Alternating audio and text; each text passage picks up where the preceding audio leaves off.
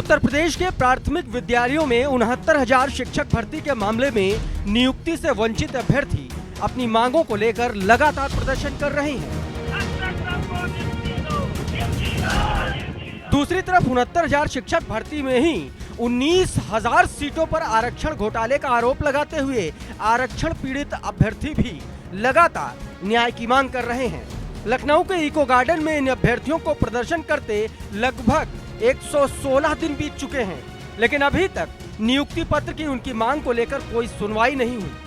ऐसे में अब इन प्रदर्शनकारी अभ्यर्थियों को अपना दल कमेरावादी और समाजवादी पार्टी का साथ मिला है। अपना दल कमेरावादी की विधायक पल्लवी पटेल प्रदर्शन कर रहे 69,000 शिक्षक भर्ती के अभ्यर्थियों से मिलने इको गार्डन पहुंची, जहां उन्होंने कहा कि 69,000 शिक्षक जो धरने पर बैठे हैं और घोटाले को लेकर प्रदर्शन कर रहे हैं, आज हम इनका सहयोग मांगने आए हैं। उन्होंने ये भी कहा कि चाहे 69,000 शिक्षक भर्ती हो या लेखपाल भर्ती हो या फिर पुलिस की भर्ती, हर तरीके से आरक्षण को ताक पर रखकर विसंगतियां हो रही हैं। 69,000 शिक्षक भर्ती घोटाले को लेकर के जो यहाँ पर छात्र छात्राएं बैठे हैं, न्याय की उम्मीद इस प्रदेश सरकार से कर रहे हैं। आज हम उनका सहयोग मांगने आए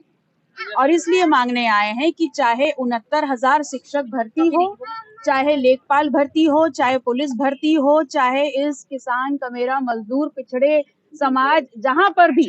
काम करके अपने भविष्य को उज्जवल बनाने की एक इच्छा रख करके आगे बढ़ रहे हैं, वहां हर तरीके से आरक्षण को ताक पे रख करके विसंगतियां हो रही हैं। पल्लवी पटेल ने शिक्षक अभ्यर्थियों के भविष्य और उनके परिवार के प्रति चिंता जताते हुए 69,000 शिक्षक अभ्यर्थी घोटाले में कहीं न कहीं शिक्षक के परिवार और उनका भविष्य प्रभावित हो रहा है, ऐसा भी बयान दिया। साथ ही उन्होंने कहा कि ये सामाजिक न्याय की लड़ाई है और हम आपके साथ खड़े हैं। जो इस 69,000 शिक्षक भर्ती घोटाले में जो उससे कहीं न कहीं इफेक्ट हो रहे हैं, जिनके परिवार और जिनका भविष्य इफेक्ट हो रहा है, हम उनसे कहने आए कि ये सामाजिक न्याय की लड़ाई है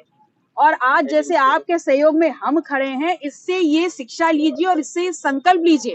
कि आगे हमारे समाज को जहां कहीं भी किसी भी छोर पर ऐसे अन्याय के खिलाफ खड़े होना है, वहां आप भी उतनी ही तत्परता से और उतनी ही गर्मजोशी से, उतने ही साहस के साथ सहयोग में खड़े होंगे, ताकि जो हमारा मूल उद्देश्य है सामाजिक न्याय को स्थापित करना, उसको हम कर पाएंगे। गौरतलब है कि इससे पहले समाजवादी पार्टी के राष्ट्रीय महासचिव स्वामी प्रसाद मौर्य और सपा नेता जूही सिंह भी इनके समर्थन में इको गार्डन पहुंची थी। आपको बता दें कि प्राथमिक विद्यालयों में 69,000 शिक्षक भर्ती के मामले में नियुक्ति पत्र से वंचित अभ्यर्थी अपनी मांग को लेकर लगातार आंदोलनरत हैं। शिक्षक भर्ती में एक प्रश्न गलत पाए जाने पर सुप्रीम कोर्ट ने 9 नवंबर 2022 को 1 अंक बढ़ाते हुए मेरिट जारी करके नियुक्ति करने का आदेश दिया था, लेकिन अभी भी नियुक्ति के आस में अभ्यर्थी धरना दे रहे हैं।